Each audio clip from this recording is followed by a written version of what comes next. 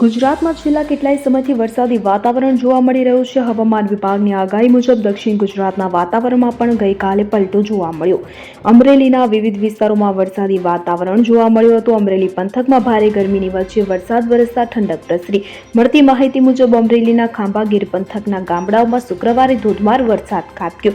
અહીં ખાંભા ગીરના તાલડા, ખડાધાર, મોરાળા, ચક્રાવાપરા સહિત ગામડાઓમાં સારો એવો વરસાદ વરસ્યો હતો. સ્થાનિકોનું કહેવું છે કે ખાંભા ગીર પંથકમાં ભીમ 11નું સુકન ચલાવતો વરસાદ નોંધાયો છે. આ સિવાય ધારી પંથકમાં દલખાણિયા, ગીગાસણ, બોરડી સહિતના ગામોમાં પવન સાથે વરસાદ વરસ્યો હતો. ધોધમાર વરસાદને પગલે ઠેર ઠેર વરસાદી પાણી જોવા મળ્યા. બોરડી ગામમાં મુશળધાર વરસાદના દ્રશ્યો કેમેરામાં કેદ થયા, જ્યારે ખેતરોમાં પાણી ભરાયા, નાણાં છલકાયા તેમજ વડિયા શહેરમાં ધોધમાર વરસાદને પગલે રોડ રસ્તાઓ પર પાણી વહેતા થયા.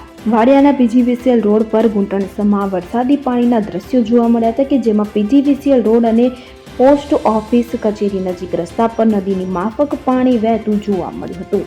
Bureau report CN24 news. હવે જુઓ દેશ દુનિયાની તમામ ખબરો તમારી આંગળીના ટેરવે. ઉઠાવો મોબાઈલ અને Google Play Store પરથી ડાઉનલોડ કરો અમારી CN24 ન્યૂઝ મોબાઈલ એપ.